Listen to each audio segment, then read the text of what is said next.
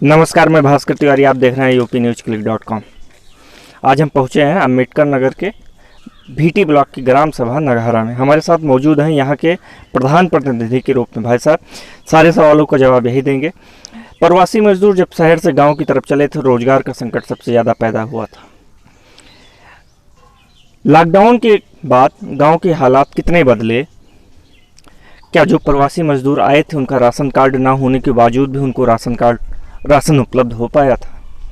इन्हीं सारे मुद्दों पे हम बात करने के लिए पहुंचे हैं इस गांव में। और आपका बहुत बहुत स्वागत। पहले अपना नाम बताइए। सर, मेरा नाम संजय पाठक है। हम ग्राम सभा नगहरा के जो है प्रतिनिधि के रूप में। प्रधान कौन है? हमारी पत्नी है प्रधान। आपकी पत्नी है। पहला सवाल कि जब लॉकडाउन की शुरुआत हुई थी तो जिलाधिकारी अम्बेडकर नगर की तरफ से क्या आपको दिशा निर्देश दिया गया था कि गांव में ये व्यवस्था, ये इंतजाम किए जाएं कि कोरोना जैसी महामारी गांव में अपनी जगह या पैठ न बना पाए? उसमें ऐसा था कि हम लोगों को बताया गया कि जो बाहर से प्रवासी आएंगे उनकी व्यवस्था के लिए, रहने के लिए विद्यालय व्यवस्था की गई। लेकिन इसके बाद तो नियम बदल गए थे। हाँ, उसके बाद जो है ये कहने लगे कि विद्यालय जो है छोटा पड़ रहा है, छोटा नहीं। जी, छोटा पड़ रहा है। तो हम लोगों ने कहा कि तो फिर उसकी क्या व्यवस्था की जाए। तब लोगों ने कहा कि घर में ही क्वारंटाइन किया जाए उन्हें। तो उसके बाद घर में आइसोलेट करने के लिए इसकी व्यवस्था कौन देता था? उसमें ये घर वालों की व्यवस्था रहती थी या प्रशासन की तरफ से कुछ सहयोग किया जाता? प्रशासन की तरफ से सहयोग कुछ नहीं हुआ और लिखकर नाम हम लोगों ने दिया है। तो कुछ लोगों को किट वगैरह दी गई थी और कुछ लोगों को भी कुछ मिला नहीं है, बाकी लगा है कागज। कुछ लोग कहते हैं, कुछ ग्राम प्रधानों ने हमसे बताया कि आश्वासन मिला, निर्देश मिला, लेकिन सैनिटाइज कराने के लिए गांव को कोई मद नहीं मिला। मद तो नहीं मिला, लेकिन हमने स्वयं करवा दिया था एक बार सैनिटाइज। सरकार की तरफ से मदद तो नहीं मिला है ना? नहीं, सरकार की तरफ नहीं। एक हमारा स्वास्थ्य जो है, जो स्वास्थ्य के लिए आशा बहू और आपका। हाँ, जी, उससे करवा दिया था मैंने, एक बार करवा दिया था। हाँ, आशा बहू और उनका अकाउंट होता है। आपका पहले एनएम के साथ हुआ करता था, अब आशा बहू के साथ कनेक्ट कर दे। उस अकाउंट में सरकार ने घोषणा की कि हम हर गाँव को 10,000 रुपये दे रहे हैं। हाँ। वो 10,000 रुपये आपको प्राप्त हुई थी ना? हाँ, वो प्राप्त हुई थी। उसी के द्वारा हम लोगों ने करवाया था। हाँ। कहते हैं कुछ ग्राम पंचायतों में अभी तक नहीं प्राप्त हुई। नहीं प्राप्त हुआ है, कहीं कहीं नहीं भी हो पाया है।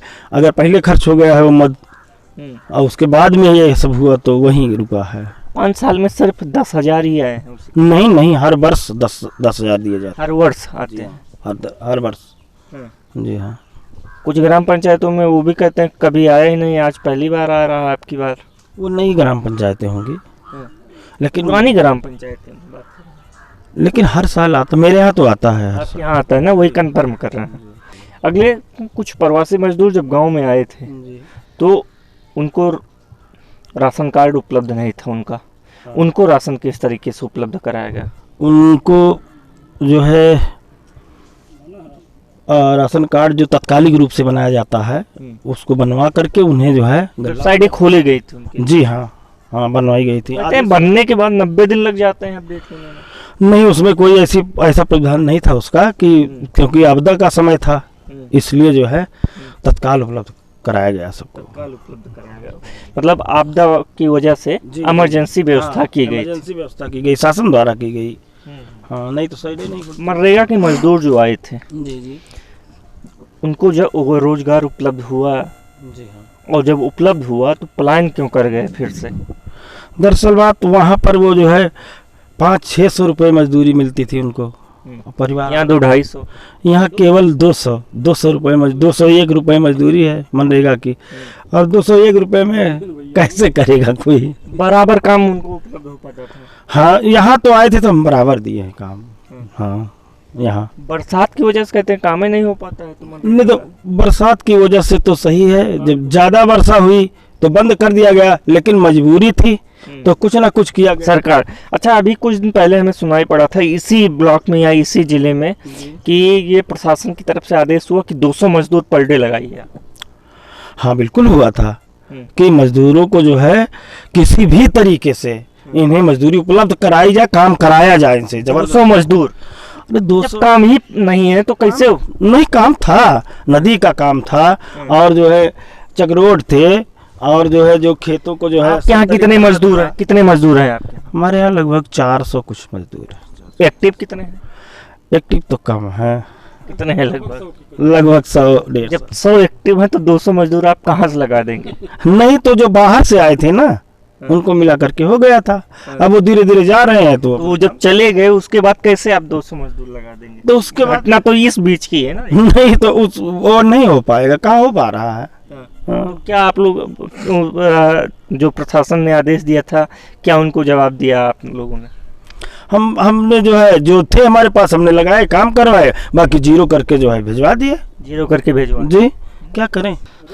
आगे बढ़ते हैं कि ये 5 साल तो आपका बीतने वाला है, कुछ ही दिन शेष बचे हैं। कोई 2 उपलब्धियां बताइए जो अगले चुनाव में आप वही लेके गांव की जनता के बीच में जाएंगे। पहली उपलब्धि तो मेरा स्वच्छ भारत मिशन के तहत 310 शौचालय सबसे पहले। उत्तर प्रदेश सरकार आपको सम्मानित भी किया गया। जी हाँ, मुझे मुख्यमंत्री और राज्यपाल द्वारा सम्मानित किया गया है। पूरे अम्बेडकर नगर से प्रथम प्रधान के रूप में पहले प्रधान है। जी, पहली ग्राम सभा आपके पूरे जिले में प्रथम। जी, पूरे जिले में प्रथम प्राप्त की। जी, उत्तर प्रदेश में 16 प्रधान थे पूरे यूपी में। सफाई की नहीं, ये स्वच्छ भारत मिशन के तहत जो तो आपकी ग्राम सभा सबसे साफ सुथरी रही। जी जी, साफ सुथरी नहीं रही। जो शौचालय बनाए गए थे, जो आदेश दिए थे, वही ओडीएफ। जी हाँ, ओडीएफ सबसे पहले करवाया मैंने। आपने सबसे पहले करवा दिया था और अच्छी क्वालिटी से। हाँ, देखिए अभी ये शौचालय बना है सब। और कौन सी उपलब्धियां हैं?